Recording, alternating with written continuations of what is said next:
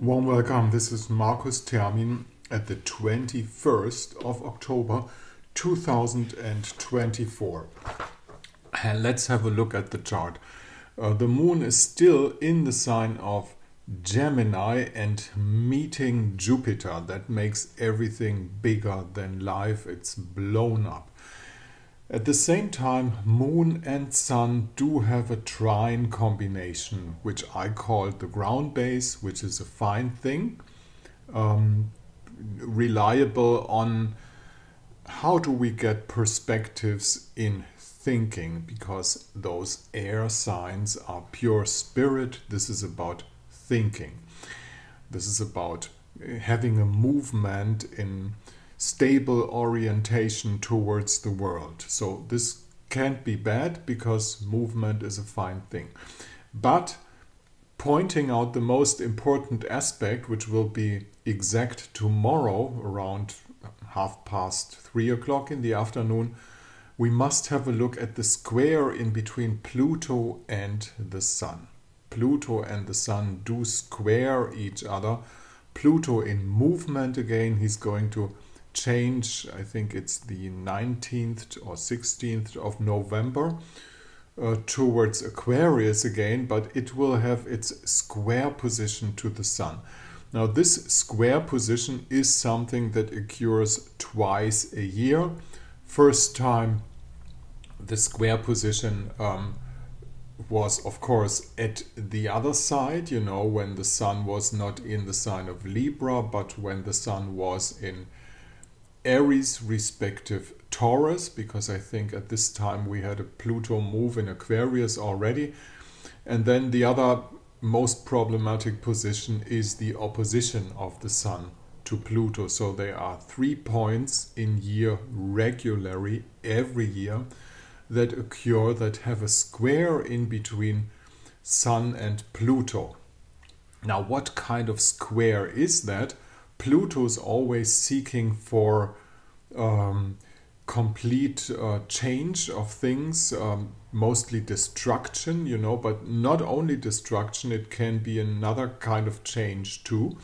The Sun in the sign of Libra, kind of having a distance to the south node, and Lilith already is seeking for diplomacy and having leveled it out, you know, and it's not possible to level it out until Pluto in the sign of Capricorn gives up his idea of power. So this is something to find out, not only on an international scale, but also in your private life. You know, where is Pluto occurring in your personal chart? Is it house 10? Is it house 1? Is it house 5? Wherever he is, he plays a different role in your personal chart.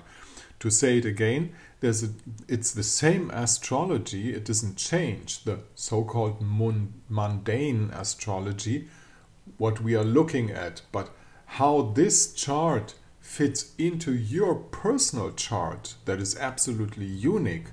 This is actually the work we do as astrologers.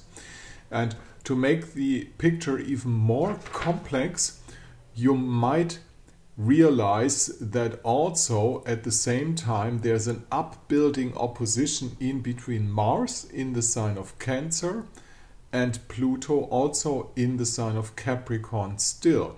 Now this opposition is going to be in its hot phase when the American election will hopefully happen. This is the 4th, 5th, 6th of November. Though at this time Mars is going to shift over to the sign of Leo, we are still going to have an opposition. Mars will be back on the same grade because he's going to turn retrograde. So this is an ongoing thing in between Mars and Pluto. This is the opposition of devastating power and force. Put force as Mars, you know, trying to opening up some rooms, first in the sign of family, home, homeland, you know, things like that are all connected to the sign of Cancer. And then when Mars shifts over to the sign of Leo, he's going to try to open up the room in the sign of the king, actually, because Leo is the king.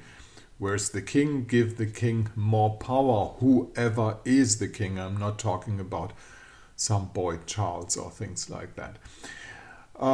Okay, though on another level, this is important, of course, but as you might have heard, you know, we heard it through the vineyards, you know, that some really crazy, I mean, look at the picture he's done officially with all the red, you know, in the background, whatever you think about that.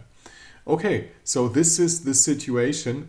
This is not an easy-going period right now. We have to be cautious, we have to be careful, we have to take care that our emotions don't pursue others in a way that we think we have to capture them. In a sense, you have to believe what I do believe. I do have the better arguments. I do have the better information, the better knowledge. You know, this is all out there in the Gemini position. And at the same time, Venus from the opposite is building up to get into the opposition of Jupiter. So the little luck, Venus, is going to oppose the big luck. And that's opposition are creative aspects. We need to get a solution in between information and wisdom with that. This is an ongoing theme and is going to be more important when we enter the next 3-month phase of astrological predictive new moon charts. We are still in the new moon chart of the Virgo November new moon with all defocusing. Mars and Neptune square, you remember that it's the defocusing phase. But we will enter another phase when we will have the Sagittarius new moon in December, and this is going to be a very different phase, but have a look on this later. For my take of today, be really careful because this square position is building up. You know, don't let your buttons to be pushed. This is my advice for today. Thank you very much for listening. If you want to get in contact, use this mail address up there. Mind the DE at the end, which stands for Germany, because I'm a German astrologer. And down here at my German blog site, you'll also find what a consultation will cost. It's not that expensive. You get a Zoom link and we have a recording and all of those things.